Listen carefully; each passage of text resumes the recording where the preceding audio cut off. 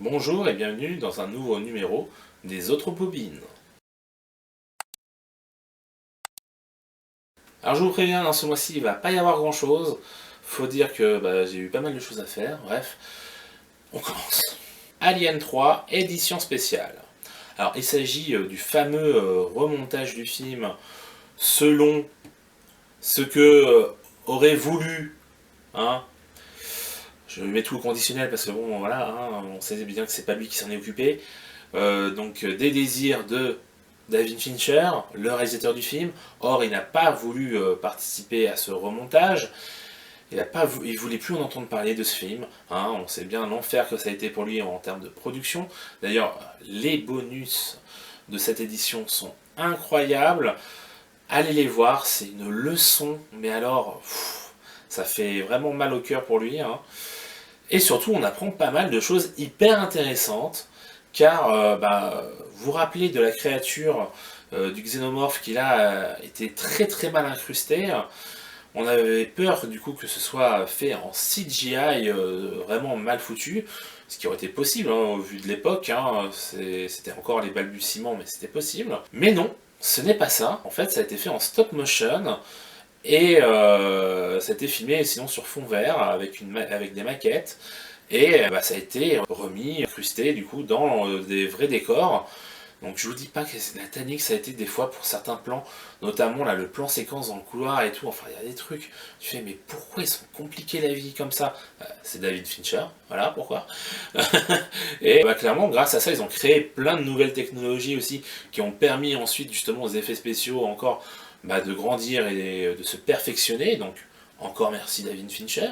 Effectivement, ça rattrape pas tout, mais en fait, c'est vrai qu'après avoir vu tous ces bonus sur le film, grâce justement à l'ami Scheiselbox, qui va bientôt en parler dans une de ses vidéos, je vous invite à découvrir d'ailleurs sa chaîne si ce n'est pas encore fait, et ça vraiment ça vous laisse sur le cul quoi, et vous dites quand même ce film il est passé par des trucs, vous vous dites c'est pas croyable, il y a eu tant de versions du scénario, de choses qui ont été refaites.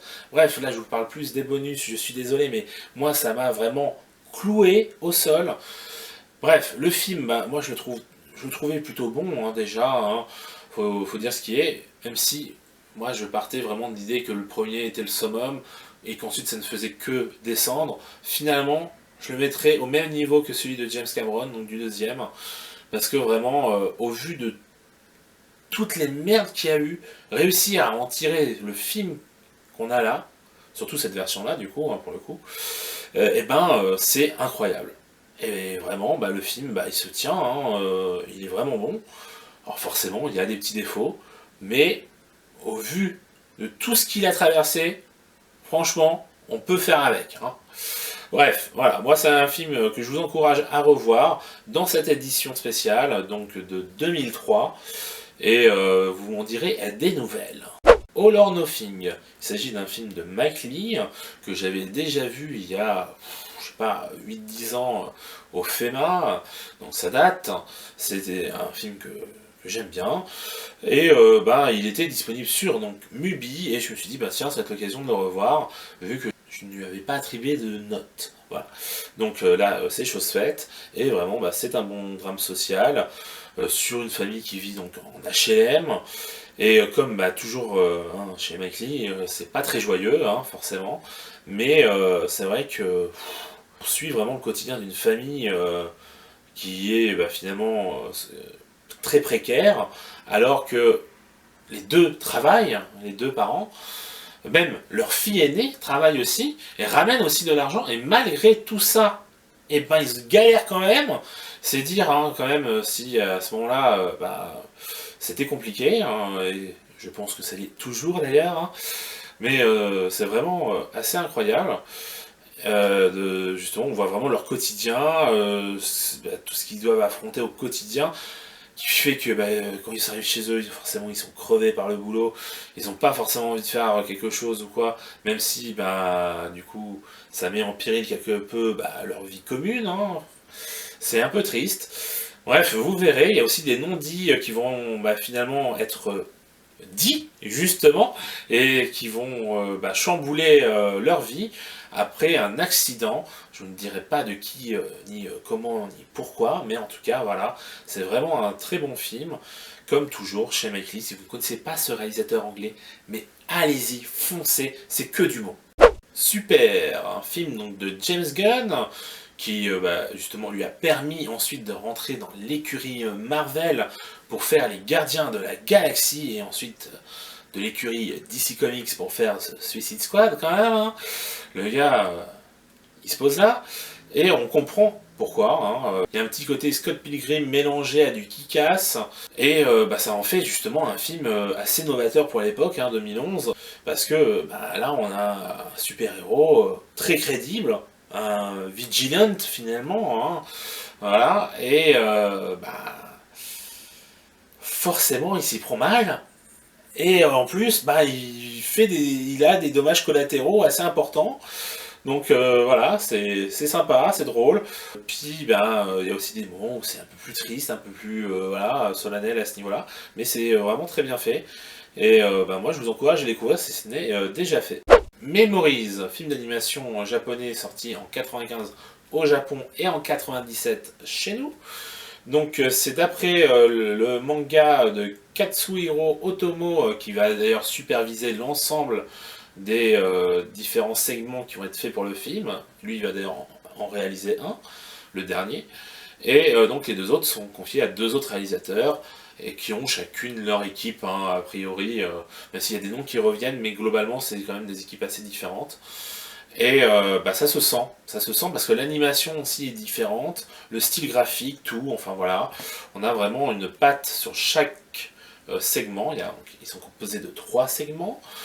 Le premier est le plus long et à mes yeux le meilleur. Le premier donc puise ses inspirations dans le Solaris de Tarkovsky. Donc on est dans une histoire qui se déroule donc dans l'espace, avec donc des hallucinations et tout ça. Enfin voilà, c'est très très très bien. Et justement avec une entité qui va vouloir tuer les personnes qui viennent sur son vaisseau. C'est vraiment très très bien foutu, et c'est très joli. D'ailleurs, les décors et la direction artistique a été confiée à Satoshi Kon, donc pas n'importe qui. Hein. C'est vraiment très beau, et vu la fin donc, de ce premier segment, on pouvait s'attendre à ce que l'histoire soit reprise dans le segment suivant. Or, ce n'est pas le cas. Les 3 histoires sont bien distinctes et n'ont pas de rapport. Et ça m'a un petit peu déçu, parce que bon, déjà, je suis pas très friand des films à sketch, mais bon, passons. Du coup, le deuxième segment, on est sur un truc plus humoristique, parce que là, c'était quand même assez sérieux, et puis c'est pas forcément très joyeux. Hein. Là, on est plus sur un personnage façon Pierre Richard, vous voyez, un peu maladroit et tout, voilà, donc c'est plutôt sympa. Graphiquement, on est sur un style plutôt ressemblant au premier, assez réaliste, même s'il y a un côté un peu plus cartoon quand même. Ça peut faire plus penser, par exemple, à du Miyazaki un peu, à ce niveau-là, mais c'est plutôt sympa. Par contre, l'histoire, même si elle est plutôt sympathique, c'est quand même cousu de fil blanc, quoi. Dès le début, on sait ce qui va arriver, et vers où ça nous mène. Et c'est vrai que du coup, le temps peut paraître un peu long sur celui-là, mais c'est sans compter sur le troisième qui, lui, est très très très moyen. Hein. C'est pourtant le mangaka à l'origine donc du projet qui s'en occupe. Et non, franchement, c'est pas beau. Il y a un style graphique beaucoup plus proche de ce qu'on fait en Europe, mais en même temps, le trait est très grossier, donc bon, c'est pas très joli. En plus, les couleurs sont assez ternes, assez sombres. C'est pas fou. Et puis l'histoire, oh là là, mais qu'est-ce que c'est que ça? Bon, là, on est sur finalement une cité qui ne vit que pour l'armement et la guerre, et qui donc s'en prend soi-disant à une cité qui se trouve dans les airs. Or on ne la voit jamais, et surtout on ne la voit jamais répliquée. Donc hein, Moi, j'y crois pas trop. Et donc, c'est pour montrer un peu l'aliénation, justement, des peuples et tout ça. C'est plutôt bien fait à ce niveau-là. Mais bon, c'est vrai que toute l'histoire est quand même assez vaine. Et on sent que le propos tombe un peu à l'eau. Bref. Donc, pas franchement le meilleur des trois. Mais c'est quand même une œuvre que je vous invite à découvrir parce que c'est hyper intéressant. C'est tous les grands noms un peu du cinéma japonais qui se sont réunis à ce moment-là, je parle dans l'animation, hein, pour faire donc cette œuvre. Et du coup, on a un résultat assez bizarre, mais en même temps hyper intéressant. Bref, je vous dis au mois prochain, car c'est déjà fini. Donc, ciao!